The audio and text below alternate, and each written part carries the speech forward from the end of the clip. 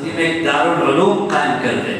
تو ان کا تعلق دیوبند میرے سامنے تھا. وہاں دفتر میں بیٹھ کر میری زبان سے جملہ نکلا کہ حضرت آپ ہماری بستی کولہاپور میں بھی ایک دارالعلوم قائم ہو جائے اس کے لیے دعا کر دیجیے. تو محترم صاحب نے ہاتھ اٹھا کر دعا کی, اے اللہ مفتی صاحب کے مہمان بہت دور سے آئے ہیں, یہ جو ہے آپ سے چاہتے ہیں کہ ان کی بستی میں بھی دارالعلوم قائم ہو جائے.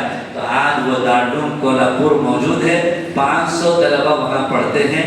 دور حدیث شریف تک وہاں تعلیم ہوتی ہے. ڈابھیل مفتی احمد صاحب خانپوری کی سرپرستی میں وہ ادارہ ہے اور سر سبز و شاداب پورے علاقے کو علمی عملی سیراب کرنے کا مرکز ہے ماشاءاللہ. تو یہ فراست اور یہ دور اندیشی اور دور رس نتائج ہوتے ہیں مکاتب کے. انہی مکاتب سے مسلم سائنٹسٹ اور IAS IPS اور انجینئر اور ڈاکٹرز پیدا ہوں گے. وہ جس میدان میں جائیں گے یا تو وہ پہلو ہوگا یا تو وہ پہلو ہوگا کہ انہی مکاتب کے بچے کل کو حافظ عالم مفتی اور امیر شریعت بنیں گے.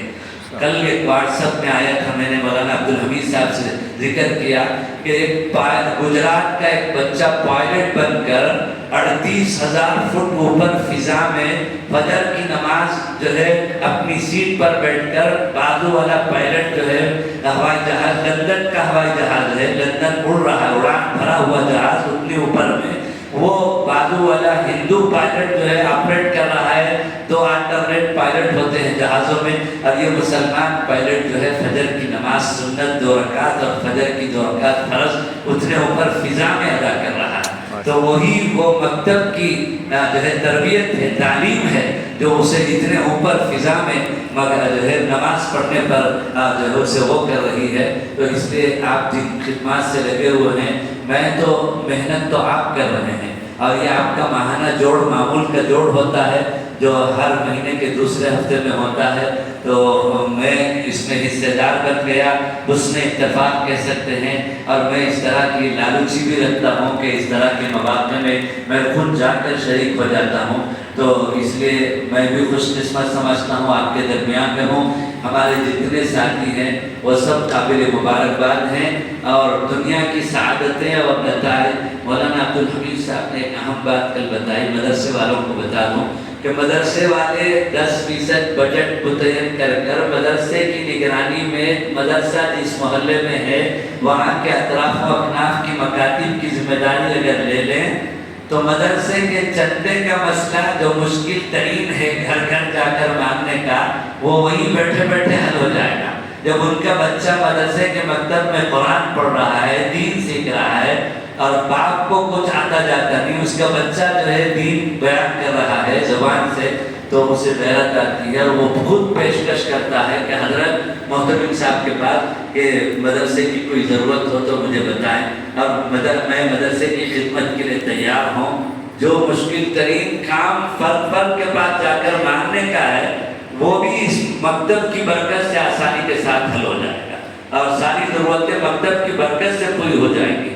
تو اللہ کا کرم ہے کہ آپ بہت اونچی خدمات میں لگے ہوئے ہیں. معزز علماء کرام سے بھی میری گزارش ہے کہ آپ جو ہے ہم اور یہ جو ہے ہمارے احباب جو دعوت کے جڑے ہوئے ساتھی ہیں, تاجر ہیں, ملازم ہیں اور ہر طبقے سے تعلق رکھتے ہیں, یہ گاڑی کے ہم 2 پہیے ہیں. گاڑی سائیکل کی شکل میں آگے پیچھے کے 2 پہیے, یا ادھر کی شکل میں ادھر ادھر کے 2 پہیے دائیں بائیں کے, یہ ہم گاڑی کے 2 پہیے ہیں. ہم دونوں کا جوڑ بہت ضروری ہے, اور ہم دونوں جڑیں گے تو بہت سارے کام امت میں ہو جائیں گے, اور ہم دونوں کی صلاحیتیں امت کے لیے نافع اور خیر کے وجود میں آنے کا ذریعہ بنے گی. بہت ساری باتیں سنانے کو جی چاہتا تھا, لیکن کافی وقت بھی ہو گیا ہے, آپ حضرات بھی بہت دیر سے بیٹھے ہوئے ہیں, اور پھر کسی موقع سے انشاءاللہ سنائیں گے. بس انہی چند باتوں پر میں اکتفا کرتا ہوں. آقا صلی اللہ علیہ وسلم کی جو ہے مبارکبادیاں, بشارتیں آپ کے ساتھ ہیں.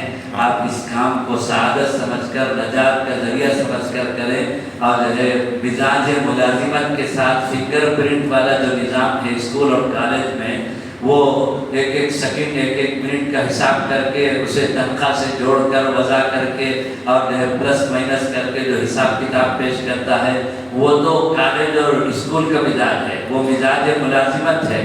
ہمارے کابر نے مکاتب میں جو ہم کو اور آپ کو مزاج مدرسوں میں جو دیا ہے وہ مزاج خدمت ہے. مزاج خدمت اور مزاج ملازمت میں فرق یہ ہے کہ وہاں تو پائی پائی منٹ سیکنڈ کا حساب ہوگا.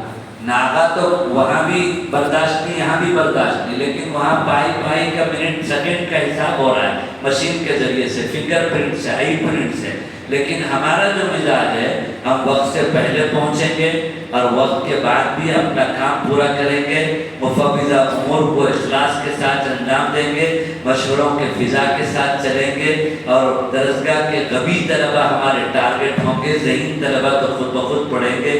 اس لیے منظم درجے میں ہم خدمت کریں گے، اجتماعیت میں کسی طرح کا خلل آنے نہیں دیں گے، اور اسے اپنا معاد اور آخرت سمجھ کر کام کریں گے. اور جو ہے انشاءاللہ اور ایک دوسرے کی خوبیوں کو آپس میں تبادلہ کرنے کا حوصلہ لے کر چلیں گے.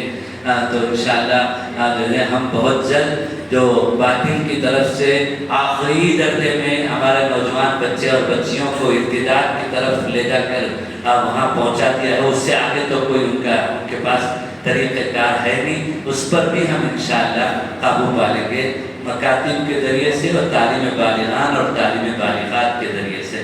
ماشاءاللہ میری گھر والی اور میرے ساری صاحبہ مفتی اقبال صاحب کی اہلیہ مدرسہ احیاء علوم کے جو محتمم ہیں، ان دونوں نے 20 سال پہلے، اور دونوں بنگلور اصلاح المناز سے پڑھی ہوئی ہیں، تو ان دونوں نے ہمارے نکاح میں آنے کے بعد یہ خواہش ظاہر کری کہ ہم بھی کچھ دینی خدمت کرنا چاہتی ہیں. تو چونکہ ہم ان کے شوہر عالم مفتی ہیں، تو ہم نے غور و فکر اور کئی مشورے کے بعد یہ طے کیا کہ بہت اعلیٰ درجہ عالمہ فاضلہ بنانے کی بجائے صالحہ اور مومنہ بنا دیں. تو اس کے لیے تجربات